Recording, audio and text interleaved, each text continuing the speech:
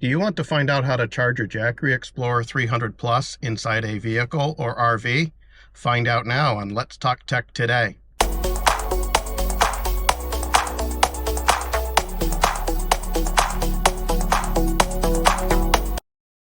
Hi everybody, Mike here. I've had many people leave comments in my previous videos of the Jackery Explorer 300s.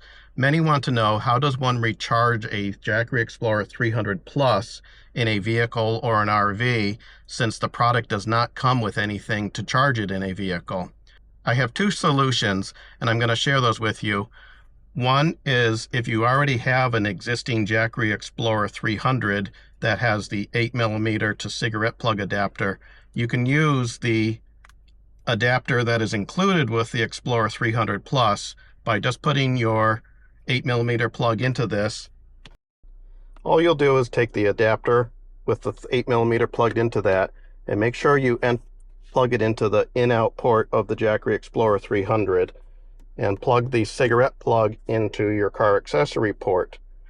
This will wake up your Jackery Explorer and it will begin to recharge. It will run somewhere between 55 and 60 watts. I have the vehicle running right now, so the output on the carport is roughly 13.6, 13.8 volts, which is standard for most vehicles. If the vehicle is turned off, which I will do that right now, we will see if the input wattage drops, which I do expect it to, and yes, it is down at around 50 watts. This port is capable of a 100 watt input, so anybody that would like to charge this in a shorter drive somewhere or later in the evening, they would like to have it fully charged prior to going to bed if they're camping or whatever you're doing on your travels. So this is one method that will work, but I do have a different solution. The other solution that I have is buying one of these adapters that will take your carport and convert the 12 to 13.8 volts. And these are capable of negotiating between the Jackery and this device, because both of them use a PD or a power delivery port, and they run at a multitude of voltages. The ranges that these include are 5 volts, 9 volts, 12 volts, 15, and 20.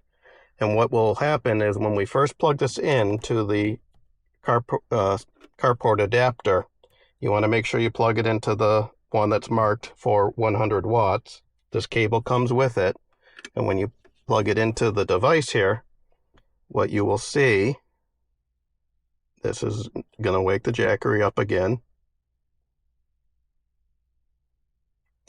When it first turns on, it will always start off at the 5 volt rating, and it typically will show about 5 watts. And what it does is it keeps negotiating back and forth between the two devices, and the Jackery will let this know, I can take more power, I can take more power. And what this is doing is it will actually increase the voltage to lower your amperage in order to give you that 100 watts that this is capable of receiving. It will never hit 100 watts exactly, since there is some loss going through the inverter that is built into the Jackery, as well as any loss that is taking place in this adapter. But you can see here that we are receiving 88 watts. I will start the vehicle again.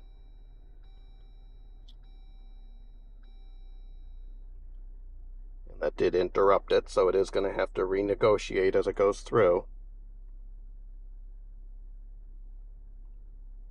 You can see the steps. It went 5 volts or 5 watts, 30, 40, and it's incrementing up.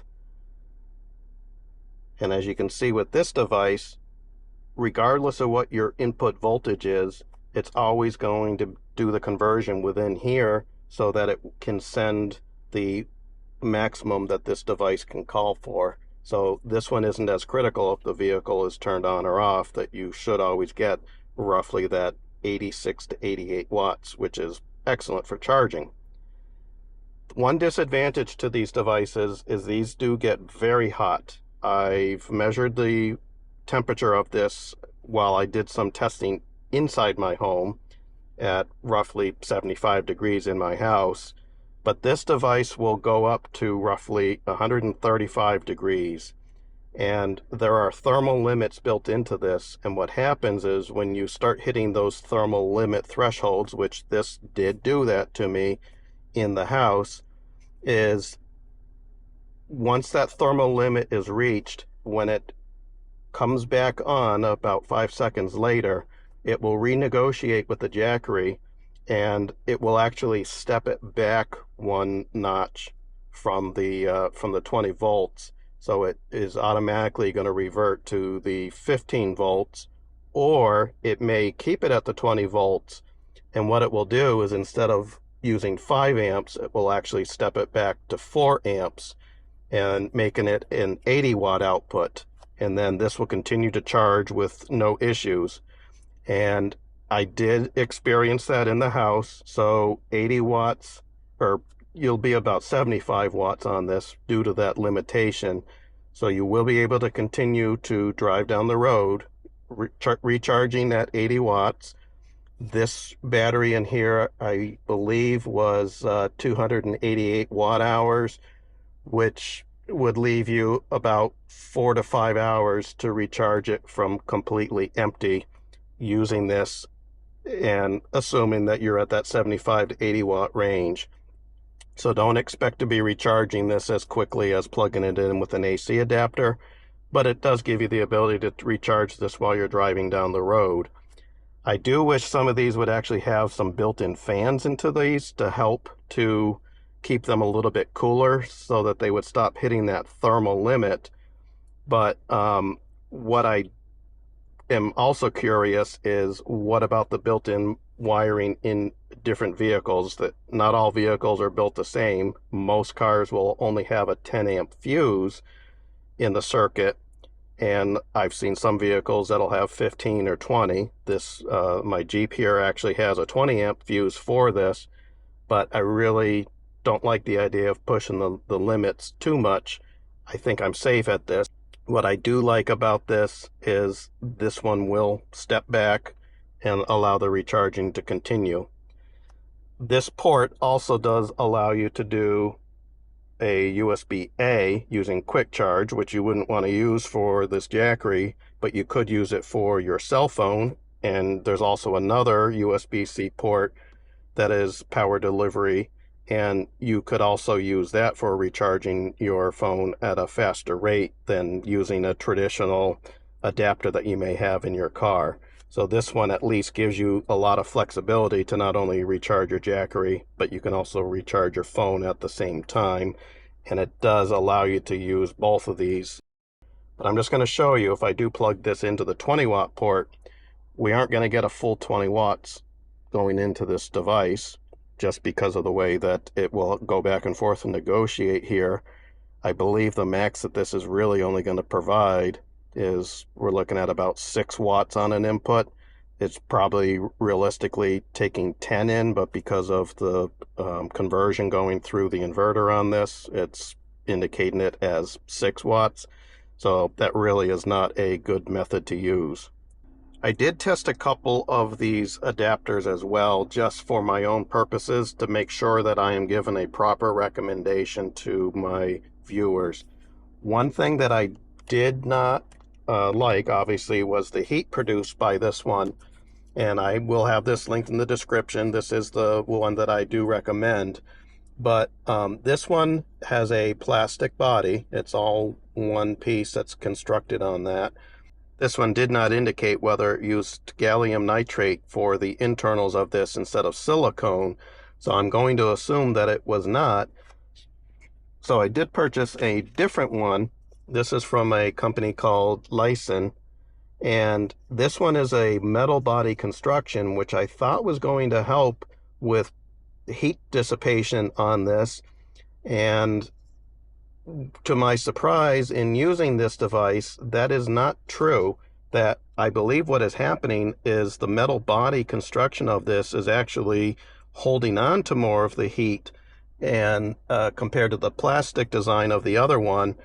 And this one, it will work properly to give you the same power And this one here is a little different layout. Your USB-Cs are on the top and the bottom.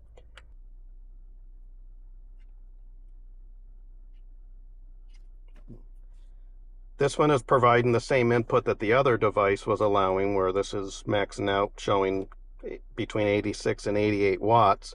But what happens with this device, when this hits a thermal limit, that is actually going to shut it down, supplying the power to this. And about 10 seconds later, when it comes back on, it will turn back on at that 20 volt and 5 amp limit. So it will try to continue charging again at 86 to 88 watts. And after about another minute, it will hit that thermal threshold and shut itself down again, instead of reverting back to the 20 volt and 4 amp to give you the 80 watt like this one was doing. And I do like the fact that if it keeps hitting that thermal limit, it's obviously going to do it again. When this one steps back to the 20 volt and 4 amp, giving you the 80 watt input, it won't hit that limit anymore. This one is not doing that. I don't know if it's by design or exactly what's going on with that. This one is a gallium nitrate when I ordered it, thinking that that is supposed to produce less heat than a silicone design, but I am not finding that to be true. And I'm also thinking that the metal on the frame of this is actually a negative to it, where it is holding more of the heat, causing the thermal limit to keep tripping. So I am going to note in the description that I am not recommending this particular brand. I'm not putting it down that it's a bad product. It'll still work for cell phones and laptops and other devices, but for this intended purpose, if you want to use it for a Jackery Explorer 300 Plus, I would not buy this particular one, and I would use the one that I'm recommending. Or you can use the this other Jackery one. It'll be a little bit lower of the power input, as you saw demonstrated. It does involve more of a cumbersome design on this, so it's up to you. I will notate both of those and the pricing, and it'll be obviously your option. It's your device. It's just my opinion, but I would recommend just going with one of these, since it does give you the flexibility to use it with your other devices that you would have in your vehicle. We thank you for tuning in today, and we hope that we were able to answer many of the questions people have been asking about how to recharge a Jackery Explorer 300 Plus in their vehicle.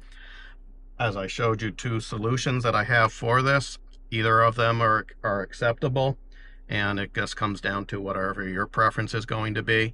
I do not recommend that you leave your vehicle turned off while you recharge this, because some vehicles do not have an auto shut off on a cigarette lighter, and you'll probably wear your car battery down where you may not be able to restart it, because this does take a lot of power to recharge this Jackery Explorer.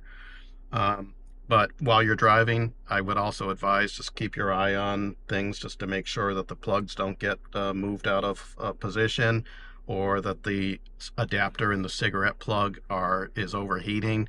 Just kind of get a gauge for that when you first charge it the first couple of times. If you're not already a subscriber of our channel, we'd appreciate it if you'd click the subscribe and the like buttons, as we're trying to get our subscribers over 500 right now. On behalf of all of us at Let's Talk Tech Today, we thank you for watching, and we hope you have a fantastic day.